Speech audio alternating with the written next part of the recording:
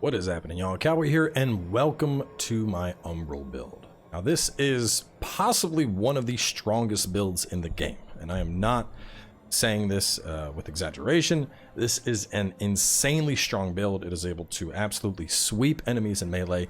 Its spellcasting ability is essentially unmatched, and if you were looking to just breeze through the game, this is the build to do it. This thing is absolutely ridiculous. It's what we used in the walkthrough prep. Very, very strong, incredibly versatile, and the best thing is we don't need mana to cast. We can just keep casting. Notice how we don't have any mana? Yeah, it's pretty busted. So either way, let's jump in, talk about the build, what we're using and why, and how to pull this off. Now to start, we're going to go over to the character tab. If you have an ideal class for this, it would probably be Putrid Child. I ended up doing this on my second playthrough, so I used the Radiant class initially and then just caught up my Inferno stat. Strength and agility, those are going to be left down at base levels. Vitality, I like to get it up to at least 40, but for a lot of this playthrough, it was actually significantly lower, closer to about 25, and you don't really need a ton, so getting it to 40 comes after I get Radiance and Inferno both up to 50. As for endurance, 20 to 25 is fine. Now, talking about Radiance and Inferno, this build will scale up to 75 in each stat, and if you're thinking about taking this into New Game Plus, that's absolutely what you would want to do.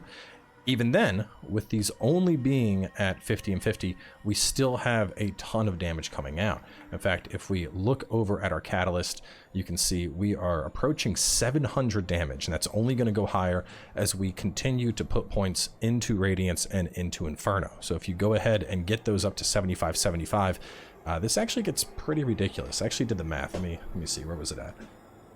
If we get this up to 75 at plus 10, this bad boy is going to get up to 859 spell power, which is absolutely absurd. Strongest catalyst in the game, hands down. Like, no other catalyst is going to get spell power that high. This thing is, it's just a beast.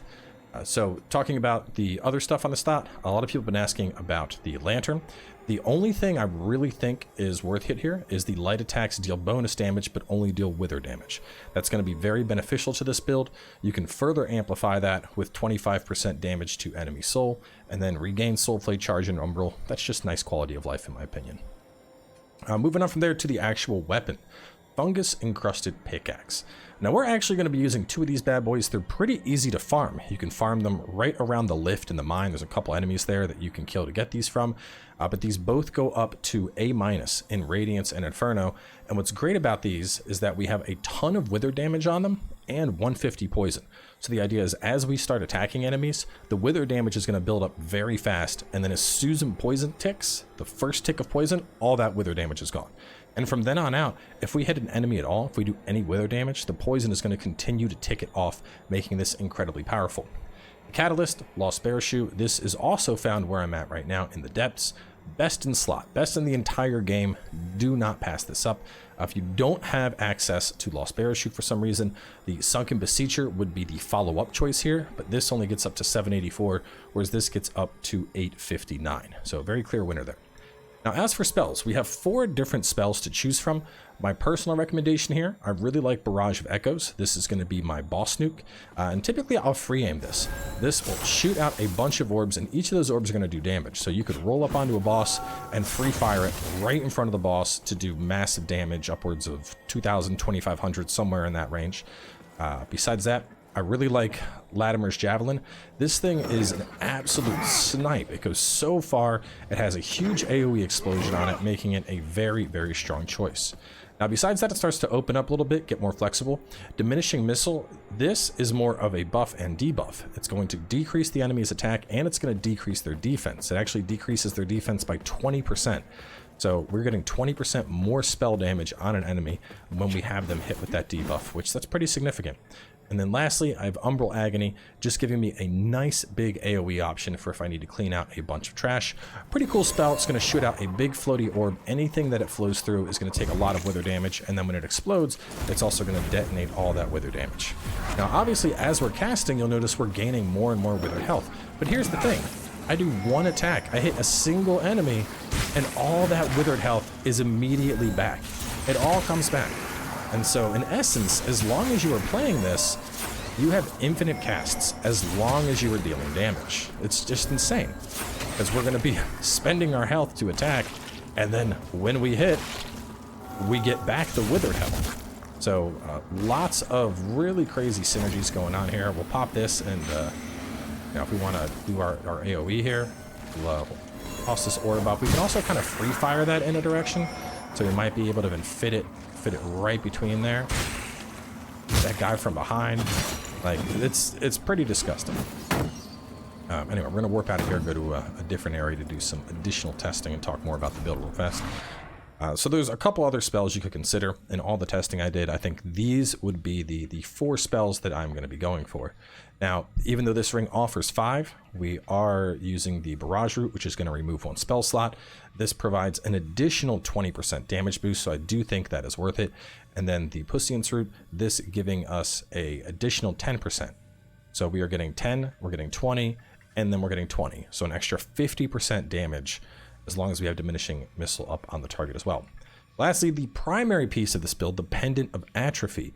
Umbral sorceries can be cast with insufficient mana, but at the cost of wither damage. But as long as you're dealing damage with your spell, the wither damage does not matter. And that's really the linchpin of this build. That's what's going to make it as powerful as it is. So to show off stuff just a little bit, just to show that this is also viable in melee. So if I'm going to take a guy like this, for example, I'll probably put my buff and debuff on him. You can see how fast that wither damage is building up. And now he's poisoned. But what's great here is any hit that will deal wither, you can see the wither damage is disappearing almost immediately. So even though this is intended to be a spellcaster, and it has the potential to basically go through the game only spellcasting, you can get into the fray and you can fight as a melee character if need be. This is very much a dedicated caster. Just to run through this area for a little bit here, let's see just kind of how ridiculous this can be. Vladimir's Javelin in particular, the AoE on that is so freaking good. It's huge. Just absolutely sweeps enemies. Gonna be going here. This is a big area. I can throw out a couple of these. And you can see why I'm saying this is as busted as it is. I don't need to engage at all. I'm just running in and I'm murdering everything. Everything is just dying. I'm just casting. I don't need to do a single thing, which is what makes this so insane. We're able to just cast the world away. So, talking about some other stuff I like with this build. In fact, some other Umbral spells, because let's be honest, that's what you need to use with this build. Now, full disclosure, if you were to put on a... let me find one of them. Something like the Charred Root or the Ring of Radiant Permanence.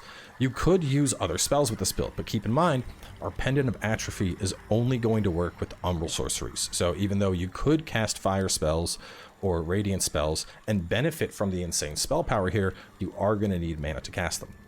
Focusing more on the spells we have available.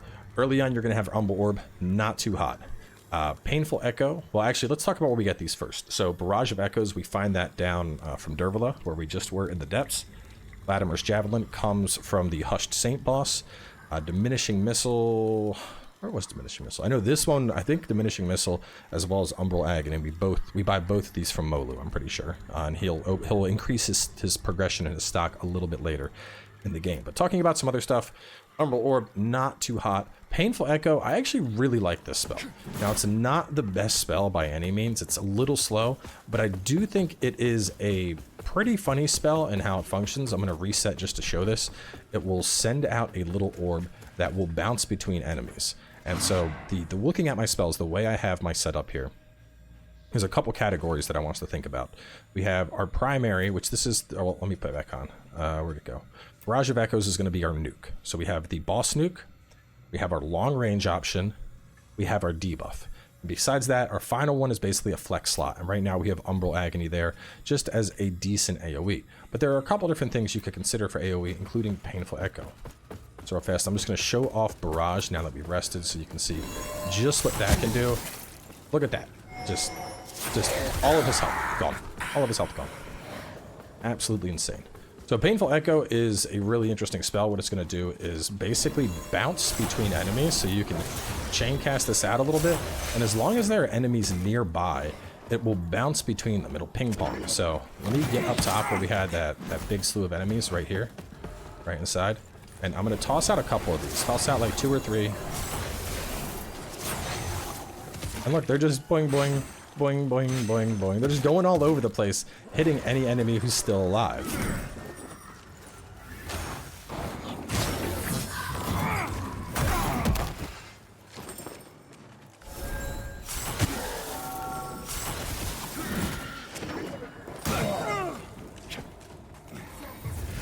And even though we do have the capability of melee, almost 100% of the time, I'm going to end up casting with this build just because, like, let's be honest, why would I not? And we're able to yeet out javelins for almost 1,800 damage.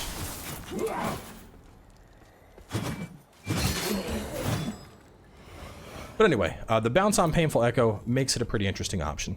Lingering Despair just kind of floats above you, not all that good. Putrefaction is going to put Poison Mist, not a giant fan there. Blood Harvest, I don't like getting in melee range, so not really a big fan of that. Poison Weapon and Umbral Weapon we can just use Salt, so not a big fan of that. Pestilence Blade isn't too bad, but once again, you know, we're talking melee range. Misery Missile, this is interesting. This is more of a debuff. It's going to do constant wither damage, but if you're looking to tickle a boss down, that can be useful. Graveyard of Fog is going to blanket the whole area with a fog that can damage enemies. Decent. Umbral Agony, as I mentioned, is my preferred choice. Umbral Slash, the wave is okay, not really a big fan of the startup. Umbral Guardian, not really a big fan of this, just kind of floats around, doesn't do all that much damage. Martyrdom seems cool, but it has a long cast time. Grieving Gaze is cool, but misses a lot. And then Flesh Tide early on is actually a pretty decent spell. This is going to be a very, very big AoE, so excellent early on for clearing out kind of waves of trash, just because of how big and how far that goes. It's a very large cone. But moving late, I really prefer Umbral Agony here. Now, to talk about some other stuff, a lot of this stuff, I actually think we get both of these from the Winterberry quest, if I remember. Or no, one of them is Winterberry, and the other one is from the Torture Prisoner. But so anyway, we're getting 10%, 20%, and then another 20% here for the 50% extra damage. As for the armor, we're running the full Cursed set. I just really like how this looks. We've also gone ahead and put on the full white tanked.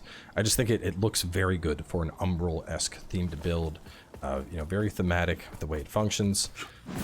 And yeah, that's about it. So we're gonna go through a pretty late game area here. We could go to the castle and fight through a little bit of the castle just to show what this is capable of against some of the highest type of enemies in the game here. And yeah, this is we use this in the walkthrough prep, and honestly, this build just kind of cleans house. The fact that you can infinitely cast as long as you're hitting an enemy and dealing damage, that's pretty outrageous. There's not a whole lot of builds that allow you to do something like that. So I know there's a couple of guys that usually stand up around here. We'll see if we can't pop them out. Yeah, so they're dead. We go over here, we'll fight the Ruiner. Fight both Ruiners.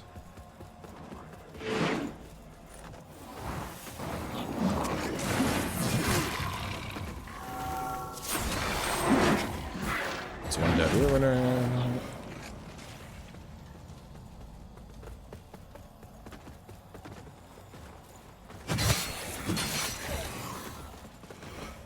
The late game Ruiners here, they're obviously super strong, so even if I wanted to do melee on them, basically as long as you can poison the enemy, you're going to do a lot of damage with melee.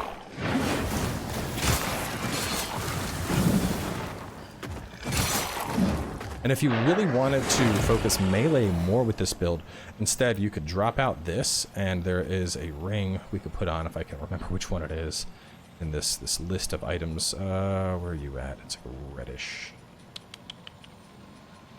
Anyway, there's a ring that allows us to deal poison bleed up while we are dealing, or we deal bleed build up. Here we go. Bloodbane ring. Inflicting poison build up simultaneously inflicts bleed build up.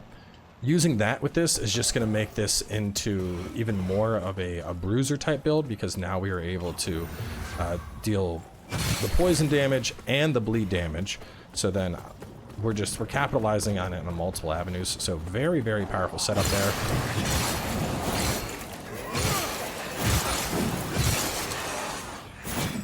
Like, you wouldn't think, seeing that, you would not look at this and be like, yeah, that's a dedicated caster build. But that's what's so fun about this, is we just You know, it's incredibly versatile. The fact that we can just infinitely cast spells or deal crazy amounts of damage with our weapons, with, you know, utilizing that with a mechanic. Very, very strong. Like I said, was not exaggerating when I said this may be one of the strongest builds in the game right now. The other thing, fortunately, I really don't see them nerfing something like this, only because of the fact that to nerf it, they would really have to remove the Pendant of Atrophy. You know, because the way that works, as long as we deal damage, we can infinitely cast. So there's really no way for them to, like, negate the potential of this build without removing it outright. And at least from what we've seen from the devs and balancing so far, it seems like they're a lot more interested in kind of letting people have those power fantasies. So while it is busted, it's also kind of pretty balanced, you know, because I mean, if you're the one downside of this build is if you get really low to where your entire health bar is withered from a boss fight or something, you're not going to be able to cast because you're not going to have health as a resource. So you of course need to be able to hit your attacks to pull this off. If you wanted to go for a more defensive variant, you could put on something like the... Now, I know this isn't the best shield, but honestly, I would go for Shield of Whispers just to further that Umbral theme. This is obviously a very corpsey, very Umbral-esque shield. And then slap in the Crafter's Rune into this so that it doesn't have any strength requirement and it doesn't have the 40 weight. Beyond that, you could craft in something like improved stamina or improved drop rate, and then you're the same thing you were, but with, you know, massive stability and protection across the board, making this probably even stronger as a pure dedicated caster. But the idea of rocking the double toothpick, I was a really big fan of that. Double toothpick, what am I talking about? I'm out of it. But either way, that is the Umbral caster build. Like I said, super, super strong. Just to show the exact location where I farmed up these pickaxes, because, to be fair, this build starts off not strong. The pickaxes are where it really starts to come online, and then once you get through the depths and you get Barrage of Echoes, that's your one of your first big nukes. But so to farm the pickaxes, this is the exact route I go. I go over this way. I typically will pop a rabbit's foot while I'm over here. And then I'll kill this guy. I'll kill this guy. We can go up ahead and we can kill this one. We don't even need to worry about his parasite. We're going to do more than enough damage. We have 2 more enemies that could potentially drop the encrusted pickaxe right here. And then after that, there is one last enemy that has a pickaxe that is usually up top, but sometimes he drops down. And that's it. You would kill those 5. After that, I would just drop down, run back, reset, pop a pult, do it again. But getting the pickaxes is one of the first big steps to kind of getting this build to come online. And keep in mind, this is something that's going to work significantly better in the late game because you are requiring a lot of stats. So because of our casting, I would even suggest going a little bit lower on Vitality early on for the focus on Radiance and Inferno. But without a doubt, this is one of, if not the strongest casting build in the game. The fact that we have infinite cast as long as we're hitting is insane, and it's definitely been a lot of fun to play. So thanks for coming on by. Try it on out, and I'll catch y'all next time.